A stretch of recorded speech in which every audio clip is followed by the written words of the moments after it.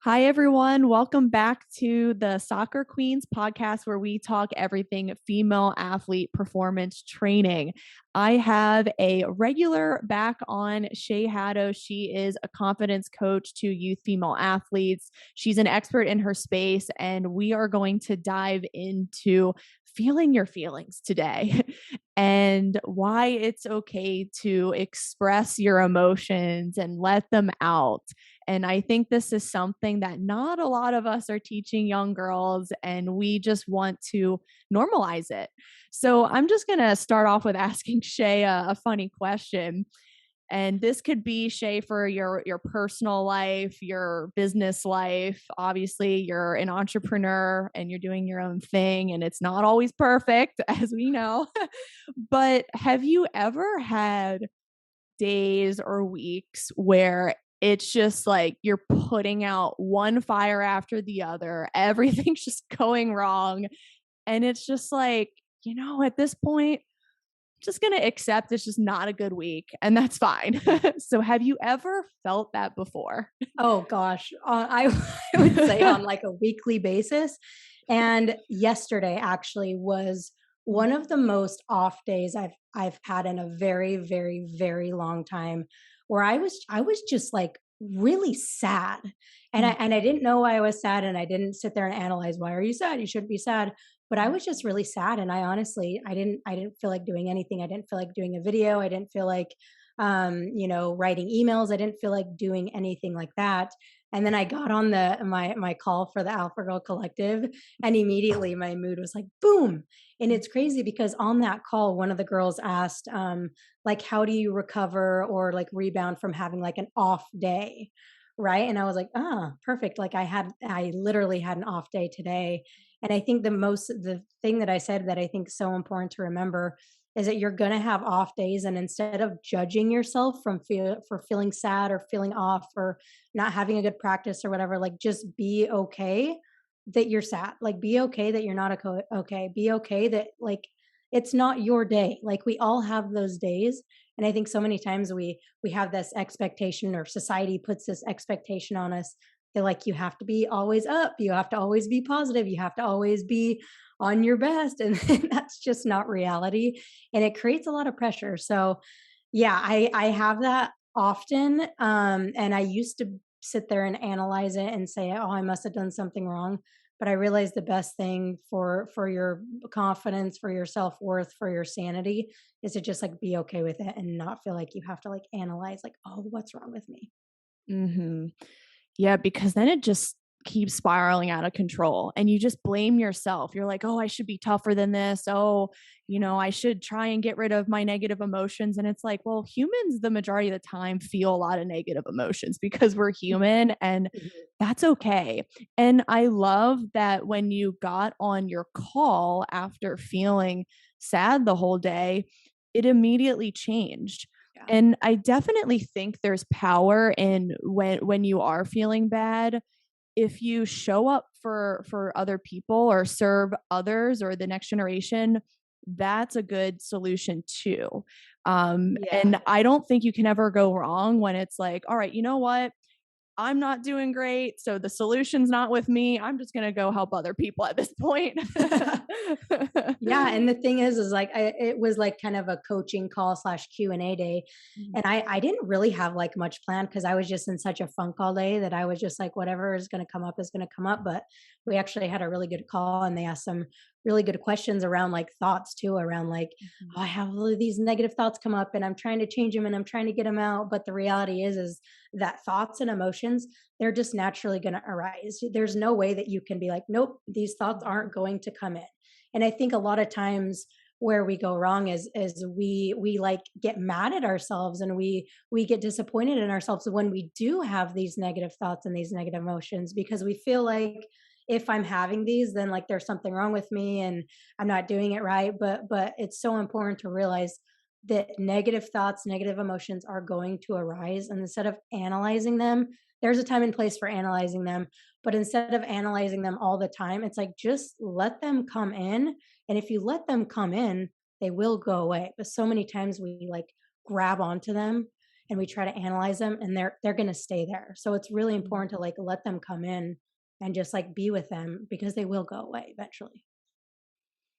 Yeah, like moving into that acceptance. Well, I'm just sad today. I don't really need to attach a meaning to it. It's Yep. fine. I'll do what I can. I'll do what I can control, and then the next day might be a little bit better, and that's fine. And I think you're right that a lot of people analyze the specific emotion like sadness or anger, or they put a story around it. Yes. So if Yes. a girl maybe didn't get the playing time that she wanted, she'll feel sad, which is okay, or maybe frustrated or confused. Those are all valid. But what can be deceiving is how she interprets it.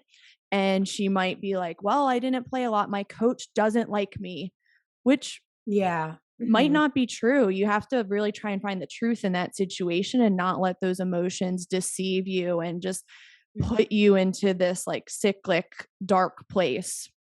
Yeah, I love you said that. It's really about the narrative and the meaning you assign those thoughts and those emotions, right? It's as you were saying that about a girl who, doesn't get playing time or gets benched or whatever. Like they are like thinking, "Oh, the coach doesn't like me," or "Oh, I don't belong here. I'm not good enough." But I was thinking like a boy, like they would probably just be like, "Ah, I just didn't get playing time. It is what it is," right? So that's Right. just that's kind of funny. But yeah, it really is like the thoughts and the emotions, like they only have power over you when you give them that power, when you give them that meaning, when you have this kind of false narrative around it. Because the reality is most, I would say, most like 99% of the thoughts that come in your head, the negative thoughts that come in your head, are not actually true, right? They're just some wrapped around some limiting beliefs, and it just creates this kind of false narrative. So it's, if you are going to analyze your thoughts, if you are sitting down and you're like, oh, why are these negative thoughts in here, that's fine, but actually ask yourself, well, is this actually true? Because so many times we grab onto our thoughts and we believe that they're true, and then it takes us on this crazy roller coaster. Mm-hmm.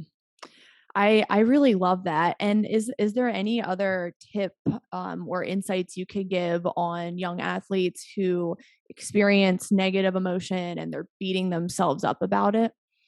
Well, yeah, I would say give yourself a little bit of grace. So that's the most important thing. Like when you have these bad days, when you have these negative emotions, when you have these negative thoughts, do not beat yourself up about it, because you don't have control over, again, over what comes up, right, in your thoughts and your emotions. You don't have control over that. So give yourself grace. Don't beat yourself up, because the reality is, if the negative thought comes in and you start to be like, oh my gosh, I shouldn't be thinking this, what's going on, what's wrong with me, your confidence, your self-worth is going to go down, down, down, down. It doesn't help you at all. Whereas if Mhm. the negative thought arises and you're like, hey, what's up, like this isn't actually true, and you just let it be there, then like you're not judging yourself, and your confidence doesn't get dampened, right? So it's really about like, don't judge yourself when these things come up. It's normal. You're supposed, like, these things happen. They happen to everybody. So don't feel like, oh my gosh, I'm not supposed to have these emotions because I watched something on, TikTok or Instagram where it said to just always be positive. Like that's Yeah, not reality. Like you can't always be positive. Like positive thinking, I think has, I used to be huge on positive thinking. me And there's too. a time and place for it, but like it's also a band-aid. It's also like covering up the negative, and we don't want to cover up the negative. We want to let it in. We want to feel it, and then we can let it go instead of like, let's bury it. You know what I mean? 100%. And I was just going to say, I used to be all into the think positive all the time. And now I kind of have beef with that community, Yep, same. because, like you said, that is also a form of escapism from reality and being human and having these negative emotions, and it is a band-aid in a way. And I think we should rather be teaching these young girls to stay grounded, because adversity and failure, it's always going to happen. Like Right. we discussed with Joel, Shay and I fail every single week. Just because we're grown women who are entrepreneurs, and it might look like, we're quote unquote killing it. I don't know why my friends always tell me that, because it's like, you don't Yeah. even know my life, Right. but Right. you see on social media all of the highlights, but Yep. that's not that's not the reality of what is really happening for athletes, for people in business. It's just not reality. Yeah, it's really easy to paint a picture of I'm killing it, right? And I know you and I like I feel we don't like purposefully like paint try to paint that picture, but it's easy, right? To if you post videos and if you're doing that thing, it's easy to paint a picture of, oh, I'm killing it, my life is perfect, I'm not ever sad, all that kind of stuff. So it's so important for teenagers to real everybody, Mhm. but specifically teenagers to realize that social media it's not real, like very small amount of social media is actually reality. And Mhm. so don't get caught up in like thinking, oh, I have to be like so and so because their life looks perfect, because it's not. I feel like we could get into this way more, but we've talked about social media fasting in the past. I know Yeah. you still do it Mhm. and you're really intentional with it. And honestly, it gets kind of annoying just following these people on Instagram who are like overlooking like the beach with their matcha tea, look acting like everything's all great. But you don't, again, you don't know the full story. Or with us, you don't know how many fires we put out last week in our business. You don't know how many clients we had to really make sure we were serving and making sure everyone was taken care of. It's like there's just so much going on. And do you recommend that these kids take that break for as long as they can so they're not exposed to this type of assumption? Yeah, I honestly think if you could do anything, I think it's one of the most important things a teenager could do is have some time off of social media for so many reasons, for mental health, physical health, emotional health. I actually just watched a video with the parents of Katie Meyer, and I can't remember all their names, but there was four student athletes that recently died by suicide. Their parents all got together and talked on the Today Show, and they brought up social media, how like hard that was and how that played such a big role. And so I think more than meditation, more than visualization, more than getting outside, whatever, I think that's one of the most powerful things that someone could do is create some kind of boundary, some kind of social media fast, whether it's like it doesn't need to be 4 days like I do it, it doesn't need to be a whole weekend. Like, can you do it for half of a day? Can you do it just before your game? Can you do it for one day? Like, just try to do it and just see how your life starts to change in terms of like you're able to do way more things, you're comparing yourself less, you're more in your life and less in other people's life, which is huge. So yeah, Erica, I think that's one of the most powerful things that anybody can do, but specifically teenagers, is take some kind of time off social media. Yeah, and with the way their brains are developing during the adolescent years, a lot of what they're seeing is driven by emotion and the amygdala, and like we want to be really careful as their brains are in such a precarious state. And that's really interesting that Katie Meyer's parents spoke about social media. And it probably was a plethora of things that had accumulated over the years, but it definitely is something to consider and to be more aware of as far as the discussion surrounding mental health. So I'm really glad that you mentioned that. Yeah, I actually posted it on my Facebook. So whoever's listening, if you want to go check out that video, it's really powerful. It's on my Facebook. I think every parent should watch that. Do you have a link to that I could put in the caption? Yeah, I can send you a link to that. Okay. Mhm. Yeah. So make sure you guys check out that link in the caption. I'm going to also include Shay's amazing mentorship programs. What's your main one? The Alpha Girl Yeah. Collective? Yep, the Alpha Girl Collective is the main juice. Yeah, that's where we have a lot of fun. So yeah.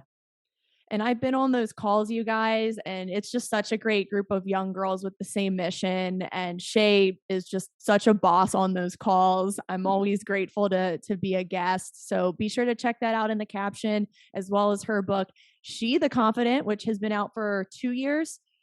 Yeah, we're in December. It'll be 3 years. That's crazy. Yeah.